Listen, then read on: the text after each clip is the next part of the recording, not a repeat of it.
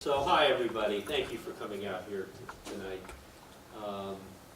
This is a wonderful opportunity to learn more about what's going on in the world of disabilities and refugee communities. And so we have some interesting speakers here tonight. I'm going to talk just for a few minutes.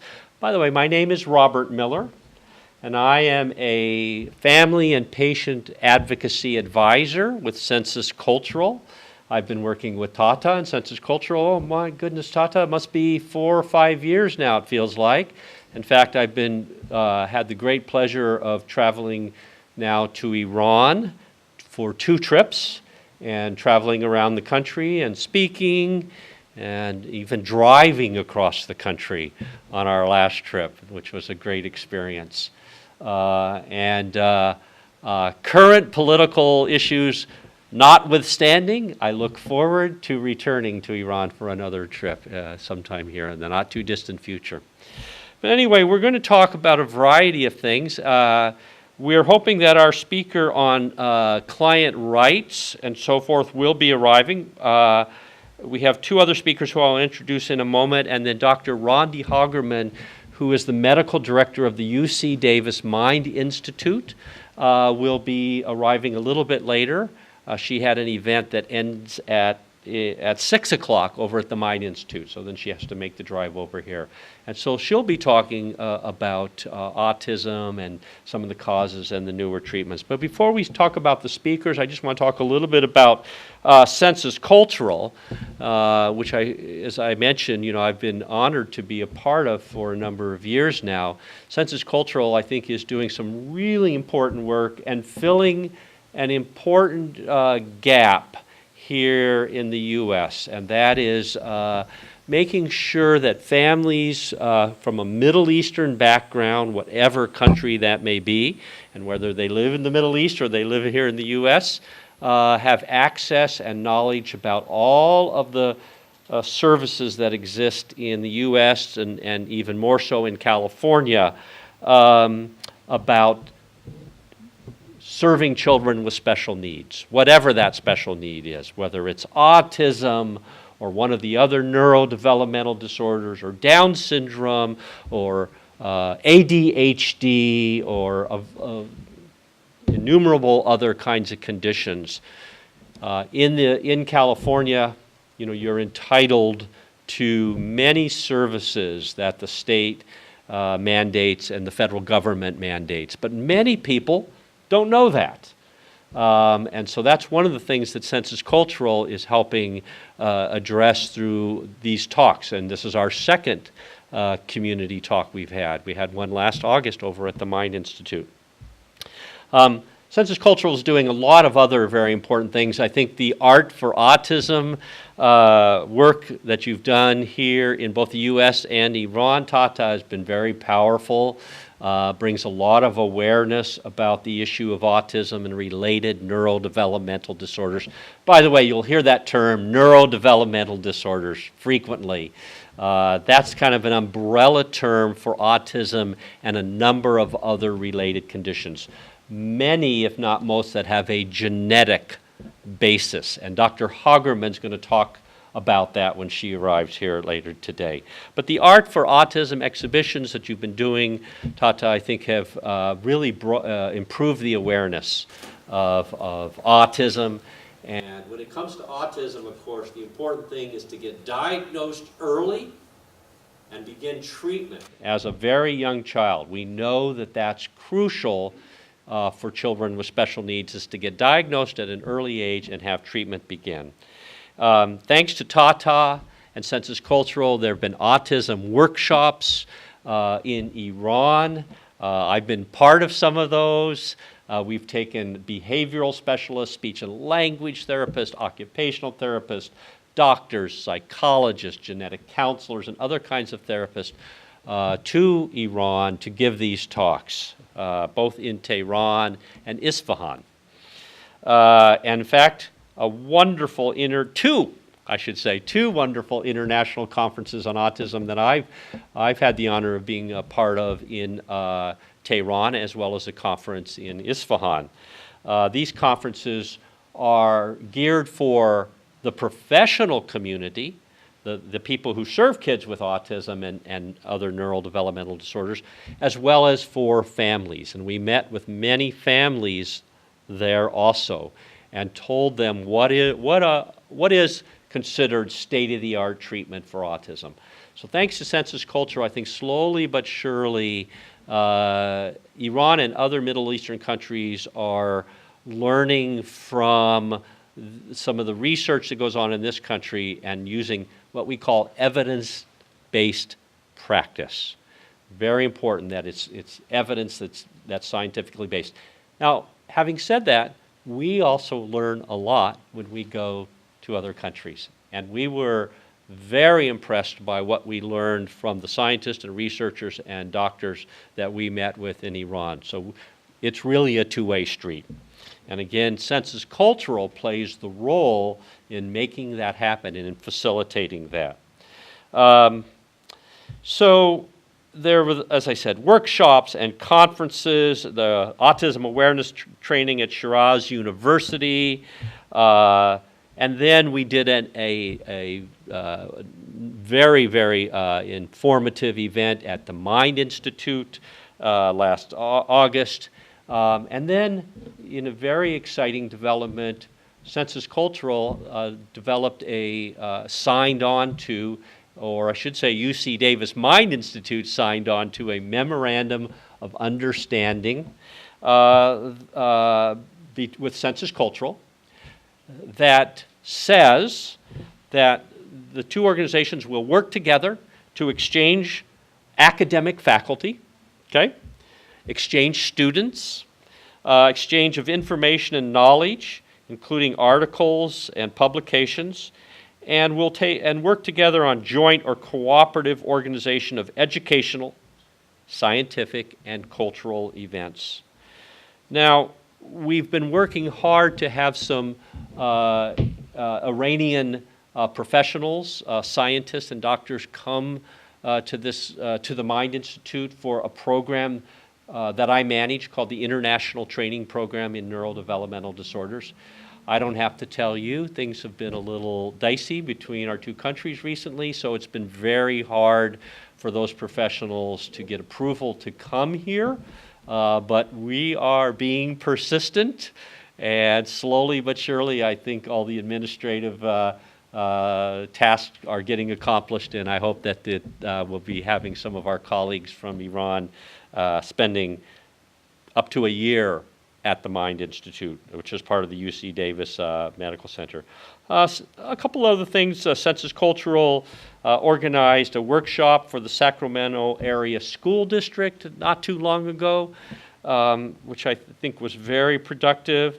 And Sensus Cultural is now working with the Mind Institute to organize an international STEM cell conference to take place at the UC Davis Medical Center sometime, we hope in the next year or so, Tata? Yeah, and that, of course, I'm sure you all know from just reading the paper that stem cell research holds a lot of promise for new and better treatments. And in fact, when we were in Iran, we met with a number of stem cell scientists, and there's some work that can be done in Iran that can't be done in the U.S. That was one of the areas that we had a lot to learn from our colleagues in Iran. We were very, very impressed. So that's just a smattering of the great things that Tata and Sensus Cultural have been working on to fill in that gap so that those with a Middle Eastern background or those from in refugee populations, people who might not typically be aware of all of the services that are available to them for a variety of reasons, can get those services, and that their children can grow to live very productive lives. So with that said, I'd like to introduce our new speaker, our first speaker, I should say, and Dr. Milani, if you want to come on up. I would like to thank Mrs. Tata Monfaret for giving me the opportunity to share some of my research. This presentation briefly explains about the association between trauma and children's mental well-being, focusing on children who migrated from Afghanistan to the United States. According to the United Nations High Commissioner for Refugees, a refugee is a person who has been forced to leave his or her country and to cross national boundaries due to violence, war, fear of persecution for reason of race, religion, nationality, political opinion, or membership in a particular social group. With almost 2.6 million registered refugees, Afghanistan is considered the largest refugee population in Asia and the second largest refugee population after Syrians in the world. It should be noted that up to 50% of Afghan refugees are children. According to the United Nations International Children's Emergency Fund, children in Afghanistan increasingly struggle to access essential healthcare and education services because of poverty, lack of health and educated personnel, insecurity, and conflict-related violence. The children mostly experience some traumatic events, such as being exposed to violent acts, witnessing acts of violence, being threatened, and being separated from family member. Trauma refers to a sense of terror, horror, and helplessness for the child due to highly traumatic, stressful events, which are delivered from internal sources such as domestic violence and sexual abuse, or external sources such as natural disaster and war.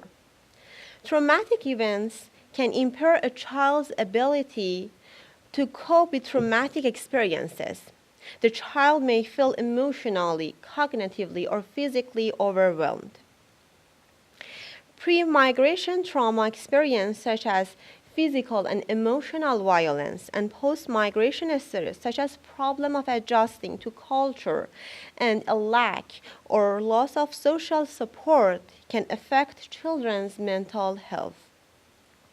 Some children who are exposed to traumatic events struggle to cope with the experience and the memory of the trauma.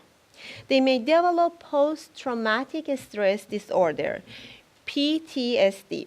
Common symptoms are intense and ongoing emotional reactions, lack of concentration, depression, anxiety, behavioral changes, poor performance at school, sleep and eating problems, and body aches and pains.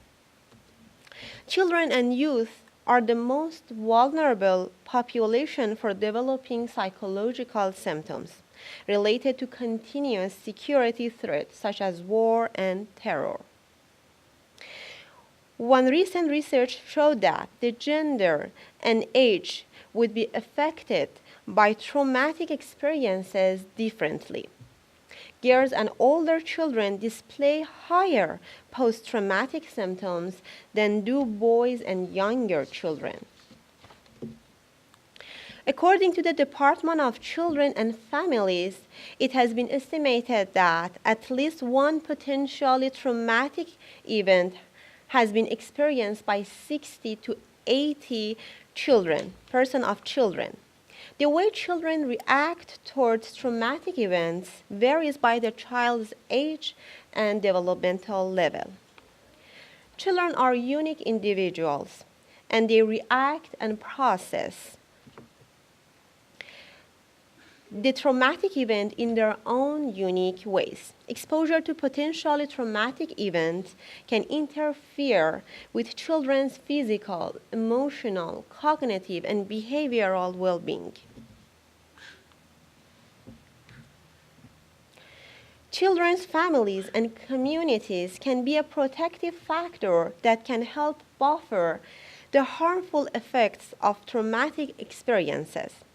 The cultural values, beliefs, race, and ethnicity are factors that can affect children and families' process of responding to, as well as recovering and healing from a traumatic experience. As a researcher who has been working with Afghan refugees, I have realized that interconnected relationships between people or communities play an essential role in shaping an individual's identity. People are gaining a sense of identity from being a part of a group. They, as a collectivistic culture, prioritize the goals of the group and follow the expectations and rules of the community.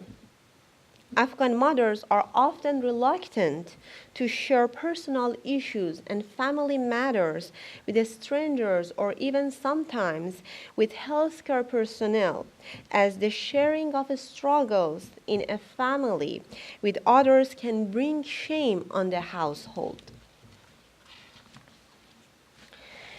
In order to obtain a better understanding of the Afghan mothers' cultural values and beliefs and their children's mental well-being, we carried out multi-stage interviews and distributed questionnaires to 30 Afghan children and their mothers. The children were between 10 and 14 years of age who were living in the United States for no more than 2 years and were living with at least one parent. They experienced at least one of the following pre-migration trauma experiences: being exposed to violent acts, witnessing acts of violence, being threatened, and being separated from family member for a short time. We divided Afghan mothers in two groups. The first group included refugee mothers who stated that they had a traditional upbringing, mainly adhering to their country's cultural values and beliefs. Also, they had not received primary school education in their home country. The second group consisted of mothers who didn't hold traditional views and were willing to adapt themselves to their new environments.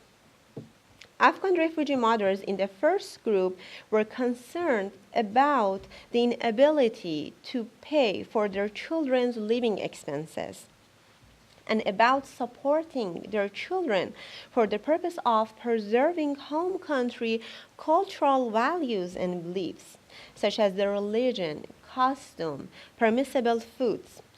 The second group was not only mainly concerned about their children's living expenses, but also about how they could encourage their children to obtain a high level of education and to receive excellent grades.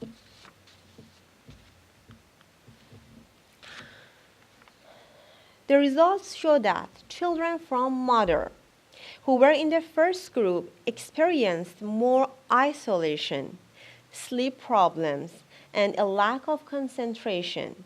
They were also unwilling to make new friends at school. The children mentioned that they felt better when they had connected with and helped Afghan newcomers. When we asked them why those actions made them feel better, they stated that they felt sorry that they had left behind their close friends and relatives in Afghanistan. And when they have a connection, they felt better by establishing close relationships with Afghan children who were newcomers.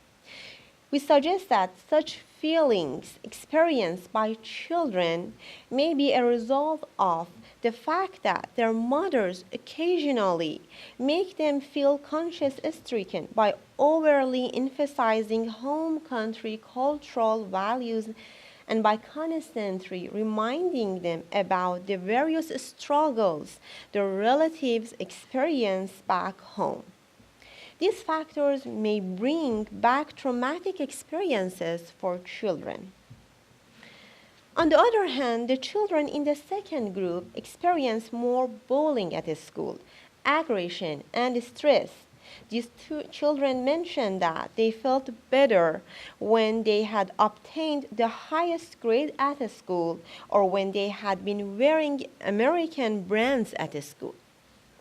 Children explained that they had felt that they had been more accepted by other students at a school by gaining high grades and by wearing expensive clothing.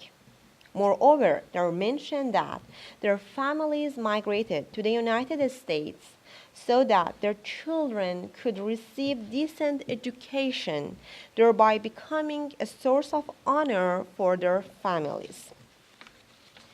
We suggest that such feelings may be due to their mothers' overemphasis on education, which is due to the fact that they themselves could not receive education in Afghanistan, and hoping their children could fulfill their dreams.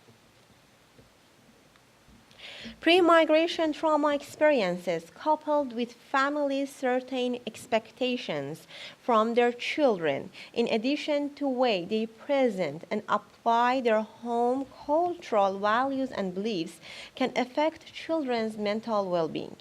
We hope we have made families familiar with their children's mental struggles and concerns and encourage them to form effective relationships through receiving support from trauma treatment family centers.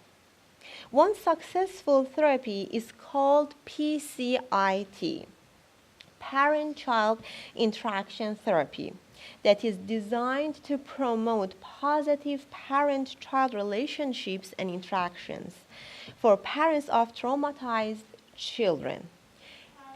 PCIT significantly shows reduction in parental stress, children's disruptive behaviors, and children's trauma symptoms. And the good news is that families can receive those services at UC Davis, CAARE, Child and Adolescent Abuse Resource and Evaluation, Diagnostic and Treatment Center. Thank you.